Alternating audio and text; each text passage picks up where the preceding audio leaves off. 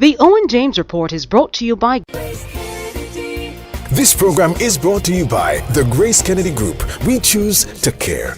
Grace Kennedy Money Services has been here for you and your family, here and abroad, because we understand that you're receiving more than money. You're receiving their love. Grace Kennedy Financial Group has been here for you because we know it's more than just investments, insurance, or banking. It's about security and creating a path to realizing your dreams. For 90 years, honesty, integrity, and trust. The Grace Kennedy Group, we choose to care. Good evening, this is the Owen James Report. A JLP administration would place a more aggressive emphasis on economic growth. That's the word from JLP Spokesman on Finance Audley Shaw at a media briefing today in one of his first public statements since his return to that portfolio. If strong action is not taken in the arena of stimulating economic growth on a much more aggressive basis than is now being done, then it is not if you're going to fail an IMF test. It is when you begin to fail IMF test.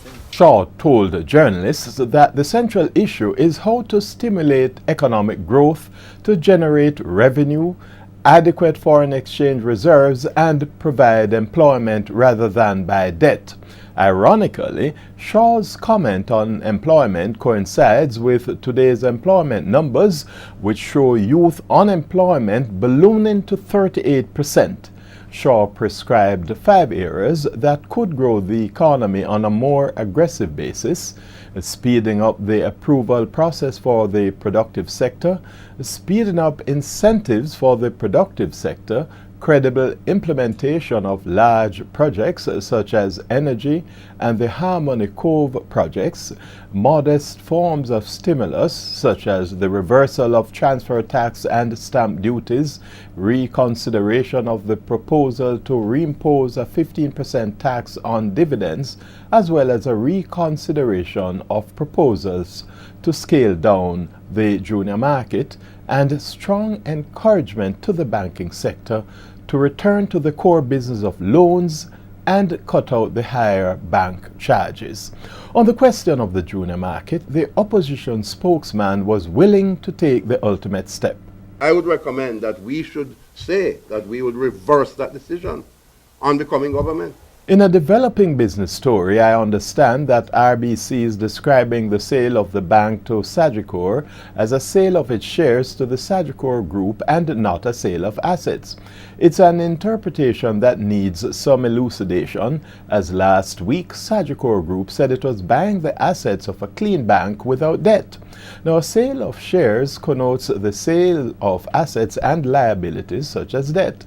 Lawyers for Ocean Chima, one of the major debtors, and RBC were meeting at Newstime to clarify the situation.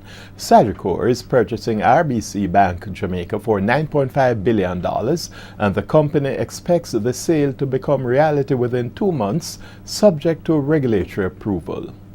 On the foreign exchange market, the 3 regularly traded foreign currencies weakened against the Jamaican dollar today. The benchmark American dollar slipped 9 cents Jamaican to close at an average selling rate of $107.65. The Canadian dollar fell by 40 Jamaican cents, closing at $97.20, whilst the British pound sterling plummeted by 2 Jamaican dollars to $176.77.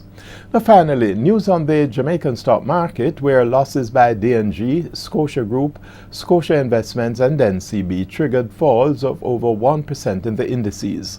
The main JC index fell by 951 points or 1.1%.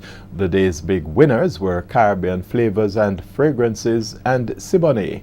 On the other hand, the main losers were D&G down 7.2% and Scotia Investments down almost 13%. And that's the Owen James Report. Good evening. The Owen James Report was brought to you by This program was brought to you by the Grace Kennedy Group. We choose to care.